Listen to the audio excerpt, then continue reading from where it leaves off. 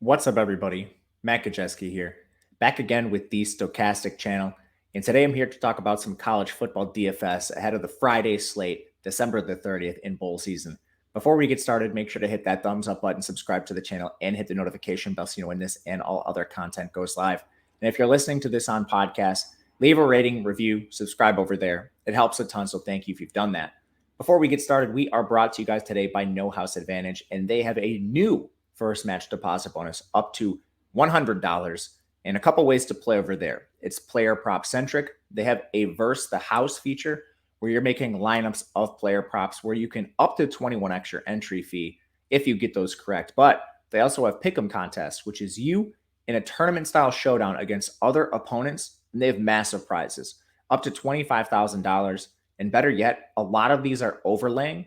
That means they're not filling. So if there's a contest for $25,000 and it doesn't fill, they're still paying out all of that prize money, which can be a massive increase to your bankroll.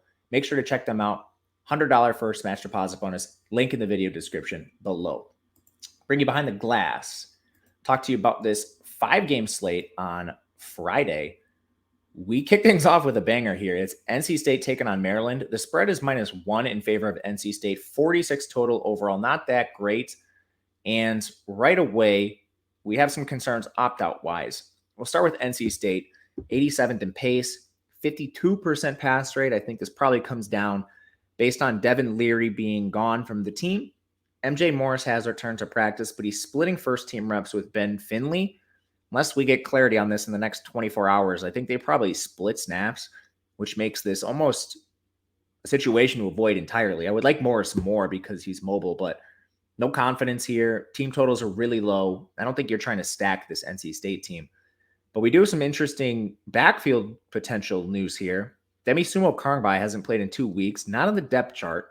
So not expecting to see him, but maybe we get a cheaper back like Michael Allen in play. He stepped up in place of Karngbai, and he's actually out-touched Jordan Houston over the last 2 games, at least in terms of raw carries. Houston still has a pretty good pass game role, but Micah Allen is a bit cheaper than Houston.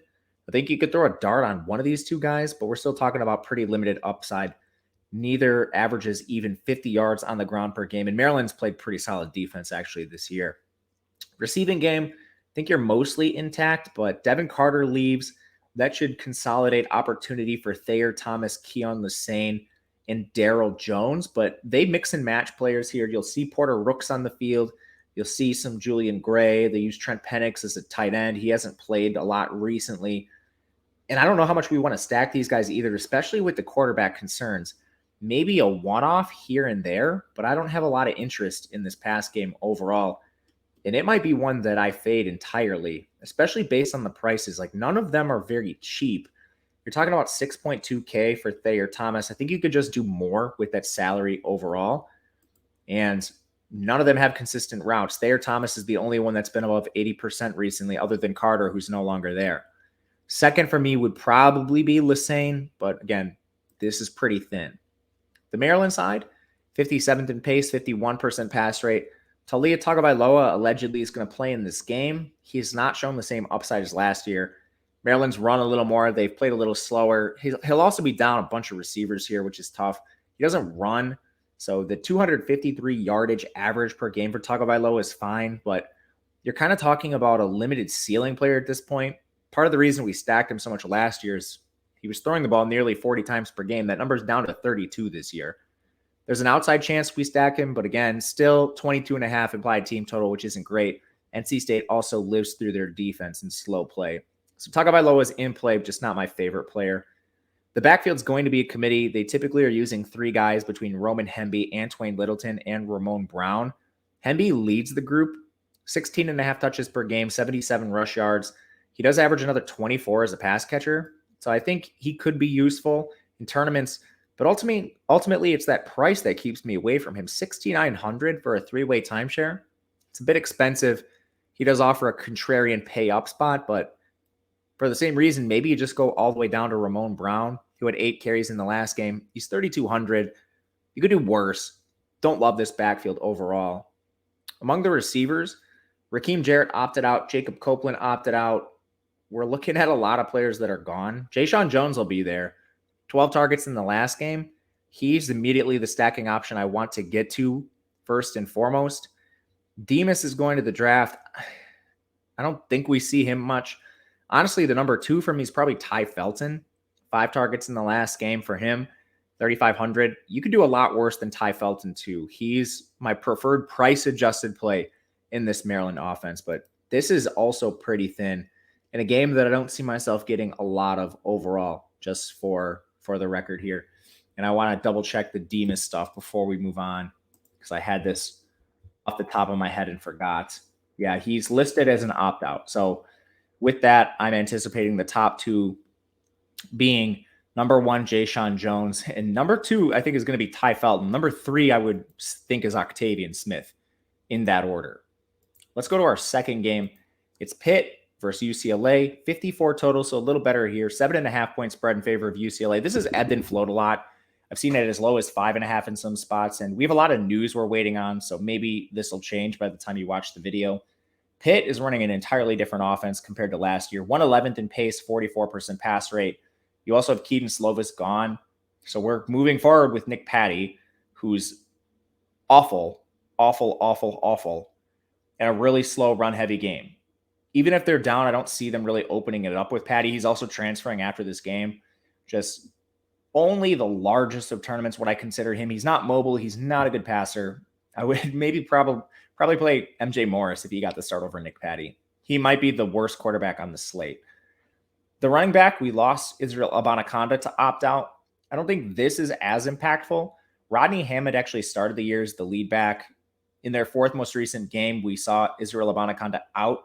Hammond handled 28 carries in that game. So he is 25 touch upside here. 5,700 is a fantastic price for him. It's not a great matchup and they're big underdogs, but at some point we just have to take the raw touches with Hammond. He's going to see the ball a lot. And their change of pace back, Sibo Flemister, in the last 3 games, he's had out of the last 4 games, 3 of the 4, he's had at least 7 carries. So he's a guy at 3,600 we could use as a potential salary saver and change of pace. He's probably going to be somewhere around 8 to 12 touches here just on the sheer volume that Pittsburgh gives their running backs.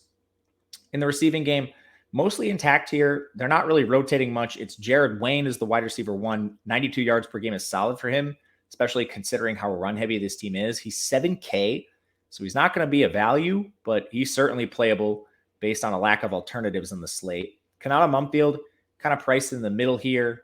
6.5 targets per game over the last 4, 43 yards. I think he's a solid value here. Definitely not somebody who's over or underpriced. And then Gerard also goes by Bub Means, 3,800. 3.2 targets per game. Leaves a little bit to be desired, but again, he's a salary saver. They also use Gavin Bartholomew almost all of their tight end snaps. 2.6 targets per game for him. These are just GPP plays once we get down to the depths here.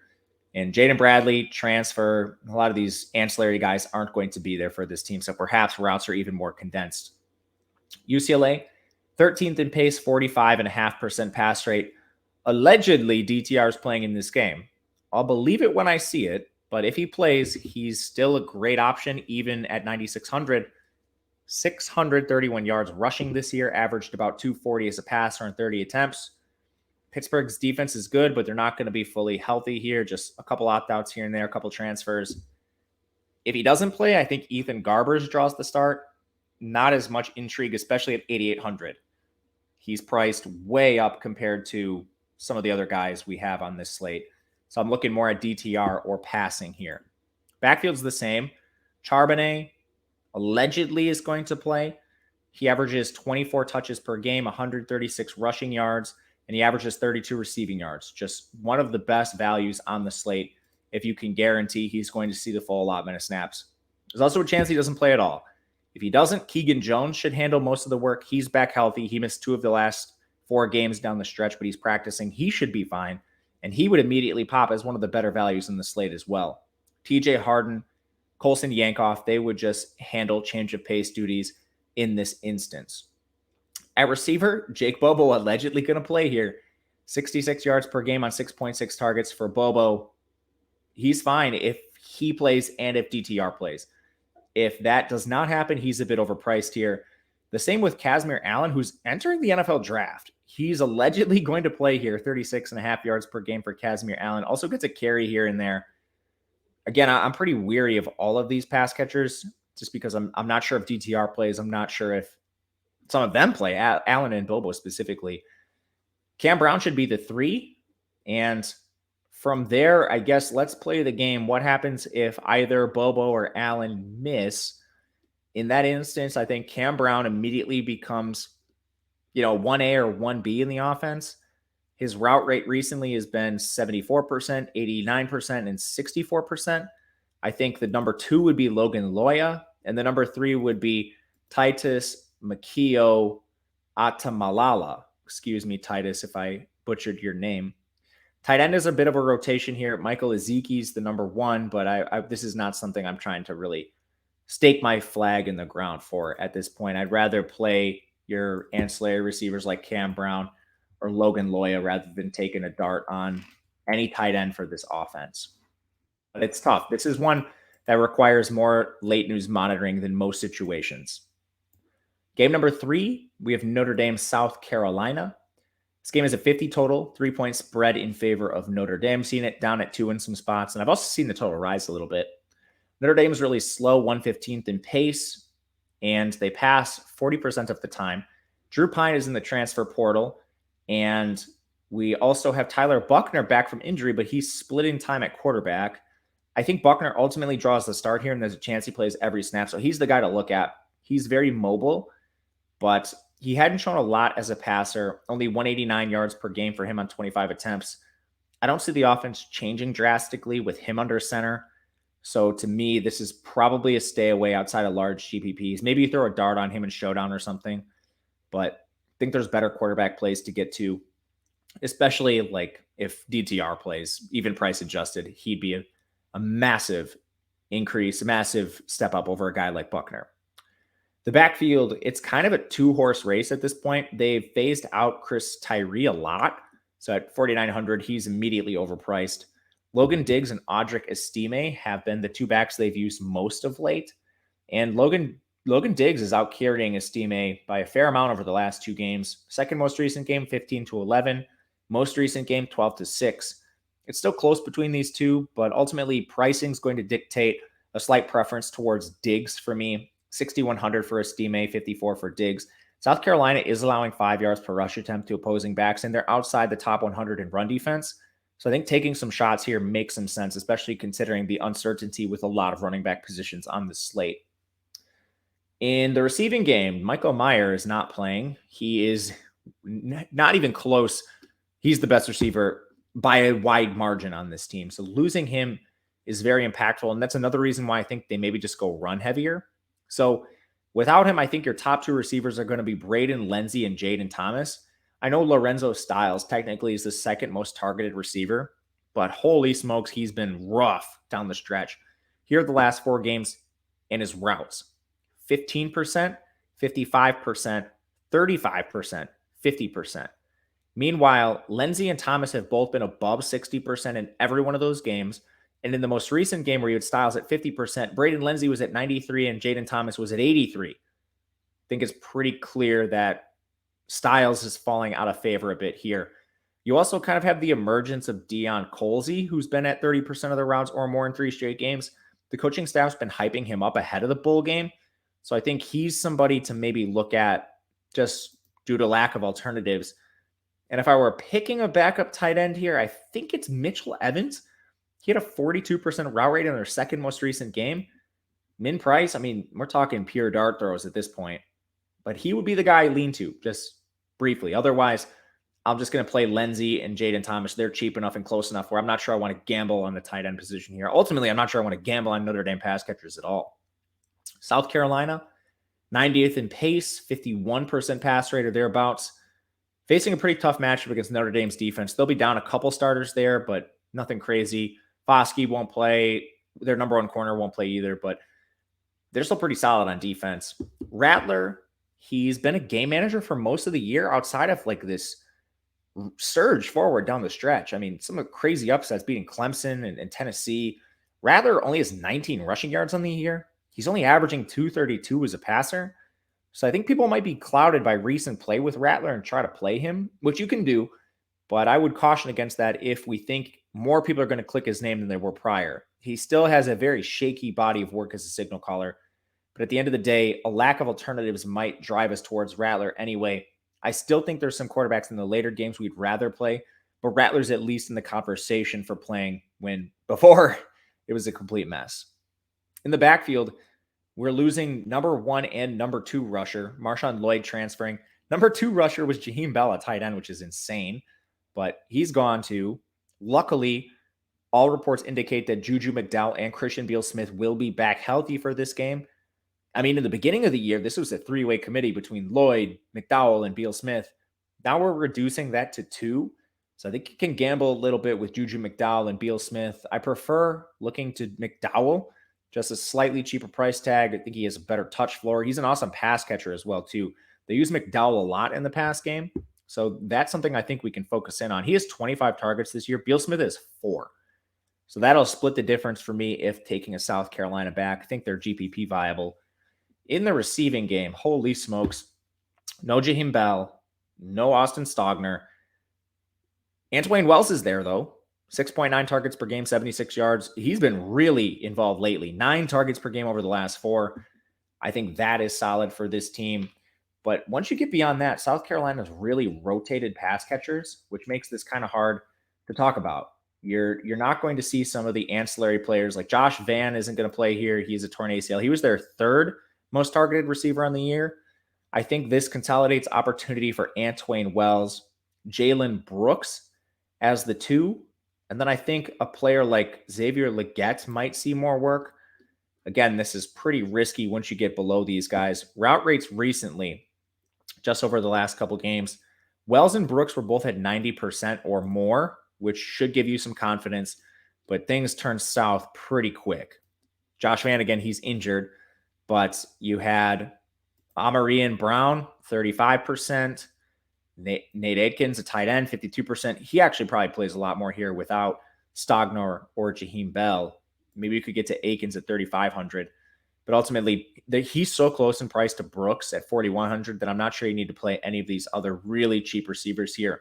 Brooks should just be your preferred value play outside of just GPP punting to be different. Wells is still the favorite play overall.